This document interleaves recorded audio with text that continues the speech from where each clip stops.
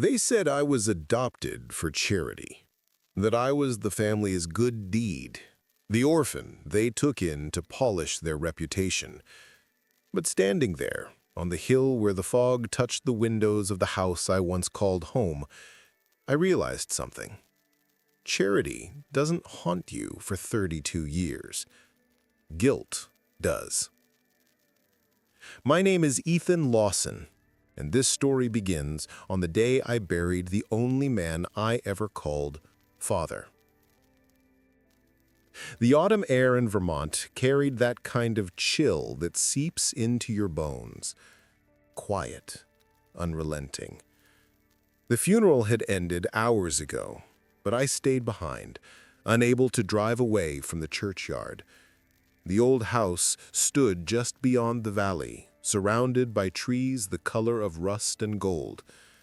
From a distance, it looked exactly the same as it did when I was a child. Beautiful, but cold. When I finally walked through those iron gates again, the gravel crunched beneath my shoes like the sound of memory breaking. Clara was waiting at the front door. My sister, though she'd never really seen me as one. "Didn't expect you'd come back," she said, crossing her arms. Her tone carried the same sharpness it always had. "You know the estate isn't yours anymore." "I didn't come for the house," I said quietly. "Just to say goodbye." She looked at me for a long second, something flickering behind her eyes. Pity, maybe, or fear. And then she turned and disappeared inside. The hallway smelled of dust and pine polish. The portraits of ancestors lined the walls like silent judges. I passed by them slowly, their painted eyes following me. My father used to tell me stories about each one. Men who built railroads, owned mills, changed towns. But he never told me where I came from. Only that I was lucky to be here. In the study, I found Samuel, the old groundskeeper, bent over the fireplace. His hands trembled as he adjusted the ashes. He looked up when he heard me. "Mr. Ethan," he said softly, "didn't think I'd see you here again." "It still smells the same," I said, glancing around the room. The worn leather chair, the stack of unread books, the heavy curtains drawn against the gray light. I keep expecting him to walk in. Samuel gave a faint nod. "Your father never stopped caring about you, you know. He just carried more truth than he could bear." I frowned. "What do you mean?" He set down the iron poker and reached into his coat pocket. When his hand emerged, there was a small brass key resting in his palm, old, tarnished, and warmed from his touch. "He told me to give you this when the time came, said it belonged to you as much as it ever did to him." I stared at the key, unsure whether to take it. "What does it open?" "The truth," he whispered, "and it's been waiting a long time."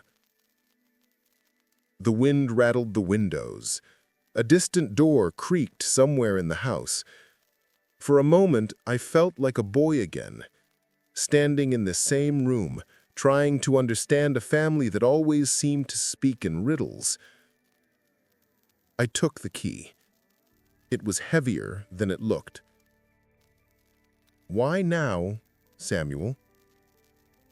He looked at me, his expression caught between sorrow and relief. "Because your father wanted you to find what he couldn't say. Everything he hid from you is still here, Ethan, and it's time you knew why." I looked down at the key in my hand, and for the first time, I realized I wasn't holding metal. I was holding a secret. For hours, I sat alone in that study, staring at the small brass key turning between my fingers. The house was quiet, except for the ticking of the grandfather clock and the wind pressing against the shutters. It was strange how silence could feel so loud, like the house itself was waiting for me to do something. I finally stood, the floorboards creaking beneath my steps. The drawers of my father's old desk hadn't been touched in years. The wood was darkened by time, the brass handles dull.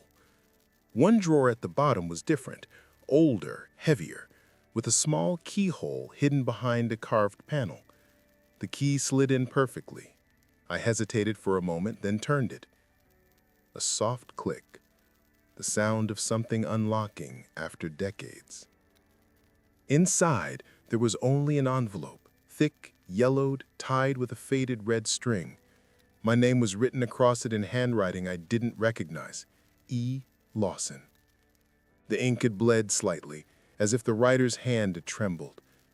I picked it up, my pulse unsteady. That was when I heard her voice. "So this is what you came for." Clara stood in the doorway, her arms folded, eyes narrowed. The dim light caught the sharp edge of her expression. "What are you doing here?" I asked. She stepped inside, her heels clicking softly on the wood. "That drawer has been locked since before you were old enough to reach it." "It opened with his key," I said quietly. Her lips tightened. "You shouldn't have that." "Why not?" "Because it doesn't belong to you." She pointed toward the envelope. "None of this does." Her voice cracked slightly, but she hid it with anger. "You really think you can come back after all these years, after everything this family did for you, and dig through our father's things? You were adopted, Ethan, for charity, not inheritance." The words hit like a slap. I'd heard them before, whispered behind closed doors, said by neighbors who smiled too kindly in public. But hearing them from her, here, in this room, was something else. "I'm not here for money." "Then why are you here?" I looked down at the envelope. Maybe for the truth. Clara stepped closer, her perfume faint and familiar, lavender and cold air. "You don't want that kind of truth," she said.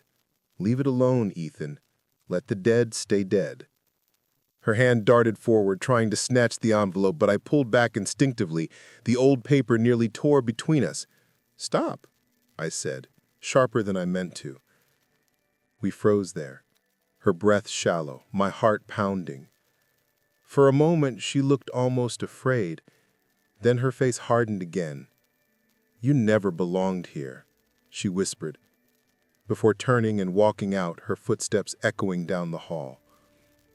When the door closed, the silence returned, heavier than before. I could still smell the faint trace of her perfume. I sat down in my father's chair, the envelope trembling in my hands. Outside, the rain had started, a slow, steady rhythm against the window. I untied the string carefully, afraid the paper might crumble if I moved too fast. Inside, there was a single folded sheet, written in fountain ink. The top corner bore an embossed crest, a name I only knew from family history: William Grant. My father's father, the founder of everything this family ever owned. But William Grant had died long before I was born. I blinked at the signature again, tracing it with my thumb, as if the ink could explain itself. The words above it were simple, deliberate, and they froze the air in my lungs. To my son, Ethan. The fire in the hearth crackled softly, the clock ticked on, and outside the rain began to fall harder. I wasn't sure what I had just found, but I knew my life, and everything I thought I knew about it, had just shifted. I must have read those 4 words 100 times before morning came. To my son, Ethan. The ink looked fragile, as though the man who wrote it knew the world might try to erase it. Sleep never came that night. I sat by the window, watching the rain turn to fog over the trees of Vermont. The letter lay open on the desk, its words seeping into me like slow poison. It wasn't just a mistake or a prank. It was written on the old Grant stationery, embossed with the family crest no one but the founder himself ever used. By sunrise, I knew I couldn't ignore it. There was only one man alive who might make sense of it: Mr. Langford, the family lawyer. He'd handled every estate matter for decades, from property disputes to wills. If this was real, he would know. His office was on Main Street, in an old brick building that smelled of paper and dust. When I walked in, he was seated behind a mountain of files, his spectacles hanging low on his nose. "Ethan Lawson," he said, with a practiced smile. "It's been some time. My condolences for your loss." "Thank you," I said, placing the envelope on his desk. "But I didn't come for condolences." He studied me briefly, then reached for the paper with thin, deliberate fingers. The moment his eyes met the signature, the color in his face shifted.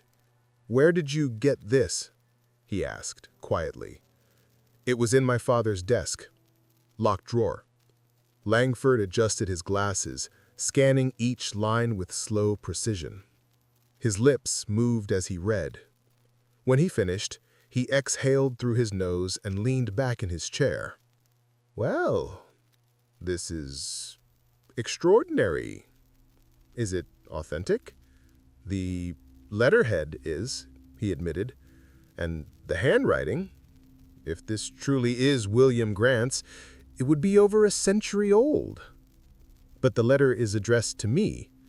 That's impossible," he said, almost to himself. "William Grant died long before you were born." I waited for him to explain, but he didn't. He simply kept staring at the page, as though it had spoken a language he didn't want to understand. "Do you know who Anna Lawson was?" I asked suddenly. His eyes flicked up, sharp, cautious. "Where did you hear that name?" "It's in the letter." He hesitated, then said, "Anna Lawson worked for the Grant family long ago. Housemaid, I believe. But that was before my time. The light was too neat." I could hear it in the way his voice smoothed over the words. "Mr. Langford," I said quietly, "what aren't you telling me?" He folded his hands, considering. "Ethan, sometimes old stories resurface for the wrong reasons. People hear what they want to hear. You'd be wise to not chase ghosts." "Is that legal advice?" "It's human advice." Something in his tone chilled me. I reached for the letter, but he covered it with his hand. For a brief moment, his eyes met mine. Tired, conflicted, afraid. Then he released it. "I look into the authenticity. Give me a few days." But as I left his office, I glanced back through the frosted glass and saw him still sitting there, staring at the letter with his head in his hands. That night, I couldn't shake the feeling that I'd just handed him something dangerous. Not just for me, but for him too. A knock came at my door around 10. When I opened it, the cold air rushed in, along with the faint smell of wet leaves. It was Samuel, the groundskeeper, his old coat damp from the mist. He didn't speak first. He just held out a small, folded photograph, black and white, edges frayed. In the picture stood a man I recognized instantly. William Grant, younger than any portrait I'd ever seen. In his arms, he held a baby wrapped in a wool blanket. Samuel's voice was barely a whisper. "That's you, Ethan." I stared at the photograph until the image blurred. The man in it, William Grant, was unmistakable. I'd seen that face on portraits my whole life, hanging over fireplaces and boardroom walls. But I'd never seen him like this, smiling, holding a child as if the world beyond that moment didn't matter. The baby in his arms looked no more than a few months old. "Where did you get this?" I asked. Samuel hesitated. "Your father showed it to me once, years ago. Said it was a mistake to keep it, but an even greater sin to destroy it. I felt the air leave my chest. So he knew. He knew enough, Samuel said. Enough to carry the truth, but never speak it. I took the photo from his hand, my fingers trembling. Who was she? The woman who took this picture? Anna Lawson, he said softly. Your mother. The words struck with quiet finality. Anna Lawson, the name from the letter, the woman erased from the family story. After Samuel left, I sat at the kitchen table for hours, staring at the photo, searching for meaning in every shadow. When dawn came, I drove to the county records office in Brattleboro. The clerk looked half asleep behind the counter as I asked for employment records from the Grant estate, 1890s through 1905. Old archives, she said, yawning. Might take a while. I waited. 30 minutes. Then an hour. Finally, she returned, her face pale. That's odd, she murmured, shuffling papers. Those files were signed out 2 days ago by someone named Clara Lawson. My throat went dry. Clara? My sister? She nodded, said it was family research. Outside, the cold hit harder than before. I called Clara, straight to voicemail. Then again, nothing. By the time I reached the house, her car was gone, but the study door was ajar. The drawer where I'd found the first letter was empty. Even the dust looked disturbed. Someone had been here. I drove back into town, my mind spinning. Every whisper I'd grown up hearing about being adopted, about charity, suddenly felt orchestrated, not rumor, strategy. At a stoplight, my phone buzzed. Unknown number. Mr. Lawson? A woman's voice, calm, professional, but edged with curiosity. This is Grace Turner from the Brattleboro Gazette. I think we need to talk. I'm not giving interviews, I said flatly. I'm not after a quote. I'm after a truth. And I believe it's the same one you're chasing. Something in her tone made me pull over. How would you know that? Because your name, Ethan Lawson, appears in a document that shouldn't exist. A copy of the original grant will, before it was rewritten. My heartbeat kicked. What are you talking about? I can show you, but not over the phone. We met that evening at a diner just outside town. She slid a folder across the table. Inside was a photocopy of an old legal document, faded but legible.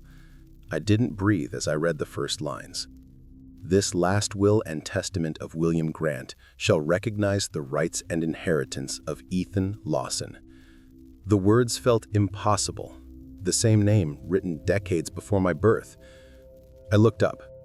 Where did you get this? It came from an anonymous source, but I've been digging into the Grant family for months.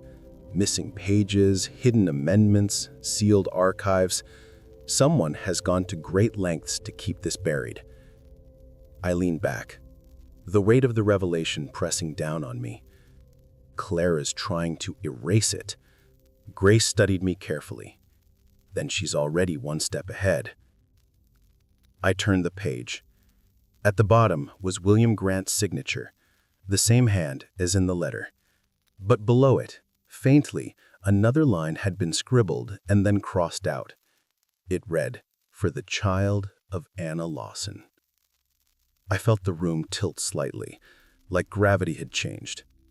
Grace's voice broke the silence.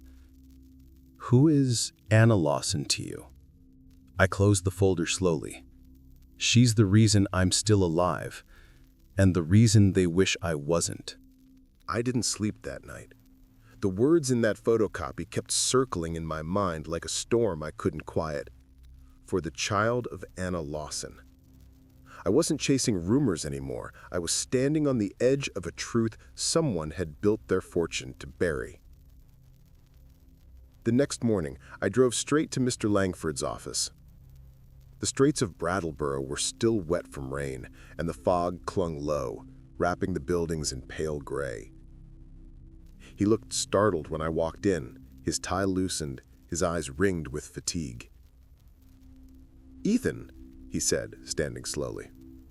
"I told you I'd call once I had—" I dropped the photocopy on his desk. "You knew about this." He froze. The silence stretched between us until he sank back into his chair. "Where did you get that?" "It doesn't matter," I said. "You told me not to chase ghosts. Turns out, they were yours." Langford rubbed his temples, then leaned forward, lowering his voice. "Listen carefully. What you're holding shouldn't exist. That version of the will, it was real, but it was never filed. The family demanded it be destroyed." "Why?" He hesitated. "Because William Grant had a son with Anna Lawson. That child was the rightful heir. But when Grant died suddenly, the Board of Trustees, including your adoptive grandfather, suppressed the document. They replaced it with a revised will that redirected everything to the family branch you were raised in." I could feel my pulse in my throat. "So, my father wasn't your father by blood," he said softly, "but he was part of the cover-up. Out of guilt, he adopted you, the child of the woman they erased."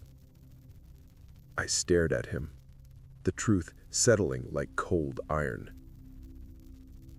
"You knew all this?"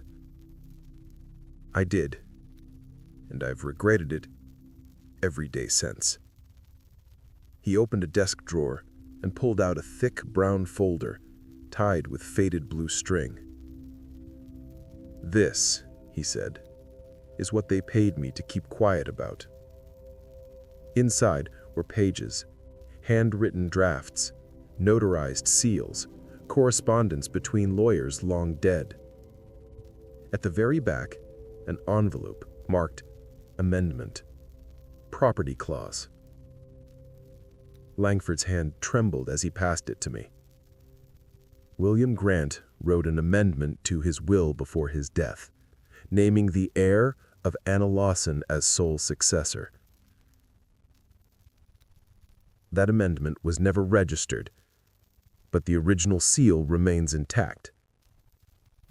If you bring this to court, it can still hold weight. I swallowed hard. "Why are you giving this to me now?" He looked at me with tired eyes. "Because secrets outlive the people who keep them. And I'm tired of mine." Just then his breath hitched. His hand clutched his chest. "Mr. Langford?" I moved toward him, but he slid from the chair, gasping. I called for help, my voice breaking. The receptionist ran in, phone already in hand. Within minutes, the room filled with sirens and paramedics. As they lifted him onto a stretcher, Langford's hand brushed mine. "Keep it safe, before they find you." The paramedics carried him away. I stood there, stunned, the folder pressed to my chest. The office door swung open again. Clara. She stepped in, her eyes scanning the room until they landed on the folder in my hands. "So you found it. How did you—" "I've been cleaning up our family's mess for years, Ethan. You think you're the first to try digging?" She took a step closer, her tone low and sharp. "That folder doesn't belong to you." I backed toward the exit, the sound of distant sirens fading into silence. "Stay out of this," she hissed, "or I swear you'll regret it." I didn't answer. I just walked out into the fog, the folder hidden under my coat. At a red light, I pulled to the side of the road and opened it.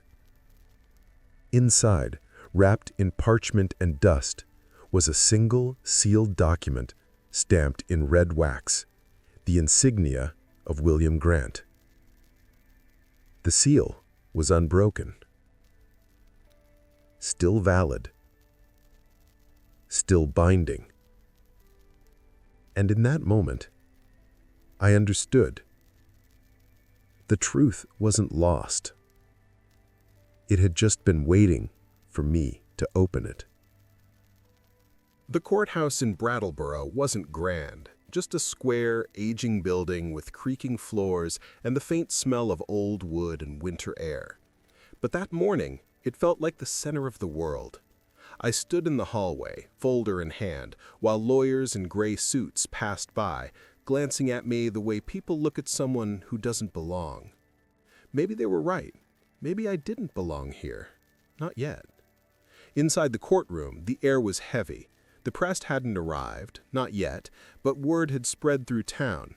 Half the benches were filled with curious faces, neighbors, former co-workers, people who had whispered for years that I was the charity son. At the far table sat Clara, immaculate as always, her hair perfectly pinned, her expression unreadable. When our eyes met, she smiled faintly, the kind of smile meant to unsettle, not greet. The judge entered, his robe brushing the floor. "Let's proceed," he said, his voice echoing through the room. Clara's attorney rose first, a polished man with a rehearsed confidence. "Your Honor, this case is a misunderstanding, born of misplaced sentiment. The claimant, Mr. Lawson, was indeed adopted into the Grant family, but he has no legitimate bloodline connection nor legal claim to the estate." He gestured toward me with a polite nod. "He's a school teacher, not a descendant, and what he presents, this so-called letter, is nothing more than a relic of uncertain origin." My lawyer, a young woman from town named Ellis, stood, her tone steady but fierce. "Your Honor, the document Mr. Lawson holds bears the seal of William Grant, whose estate remains active under the very trust this court oversees. The authenticity of that seal and the accompanying amendment are verifiable." The judge raised a brow. "And you're requesting formal examination?" "Yes, Your Honor."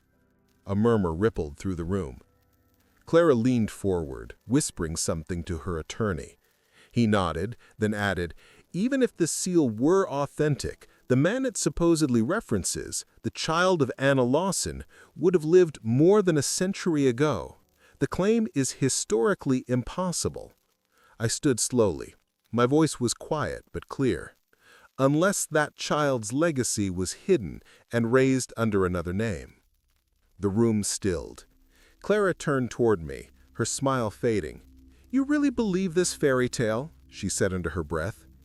"I believe the truth outlives the people who fear it," I said. The judge gestured for me to sit. "Mr. Lawson, we'll need evidence beyond your conviction. What do you have to support this claim?" I reached into my coat and placed the sealed document on the table. William Grant's amendment, the original. Gasps fluttered through the audience. The judge lifted the document with care, examining the wax seal through his spectacles.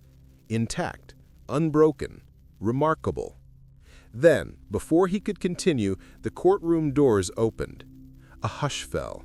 Samuel stepped in, his coat damp from the rain, his old boots leaving prints on the polished floor. In his hands, he carried something wrapped in cloth. "Your Honor," he said, his voice trembling but strong, "if it pleases the court, I have something that belongs to this family's history." The bailiff took the bundle and unfolded it. Inside was a black and white photograph, the same one Samuel had shown me, now framed and sealed in protective glass. On its back, faint but visible, was a handwritten inscription. "William Grant with his son, 1903. The judge looked at the photo for a long moment, then at Clara, then at me. "Mr. Lawson, it appears this family owes you more than a hearing." Clara's attorney stood abruptly. "Your Honor, that photo could have been forged." The judge raised his hand. "Enough. We'll have both the document and the photograph examined by an independent expert. 48 hours. When we reconvene, the truth will speak for itself." The gavel struck once, echoing like a closing door. As people began to leave, Clara passed me without a word. For the first time, she didn't look certain. Samuel stood beside me, his hand trembling slightly as he rested it on my shoulder. "You did right," he said. I nodded, but my chest felt heavy. "It's not over." "No," he said, "but it's beginning to sound like justice." Outside, the wind carried the faint smell of rain and oak. The courthouse bell rang noon, and for the first time, I felt like time itself was waiting for the truth to catch up. That night, the air in Vermont felt heavier, like even the trees were holding their breath. The judge had given me 48 hours to prove what the seal and photograph already whispered, that I was not charity, not a favor, but the living trace of a promise broken a century ago. Sleep didn't come. I walked the creaking halls of the old house, each step stirring memories I hadn't asked for. Christmas mornings when Clara got everything she wanted, while my gifts were wrapped in apology. Dinners where silence said more than words. A lifetime of being grateful for crumbs of belonging. But tonight, gratitude felt like another lie. The study was still as I'd left it. The fire was out, the desk cold to the touch. The faint smell of smoke lingered, mingled with the scent of old paper. I sat in my father's chair and stared at the shelves that lined the wall. Hundreds of books, each one a fortress of secrets. Something about the portrait above the fireplace caught my eye. It was a painting of William Grant, his stern face softened by age and shadow. But behind the frame, a thin draft of air brushed against my fingers. I lifted the frame carefully. Behind it, the wallpaper had peeled away in one spot, revealing a hidden seam. I pressed it, and a small wooden panel gave way with a soft click. Inside was a narrow compartment, and within it, a sealed envelope, yellowed but untouched by time.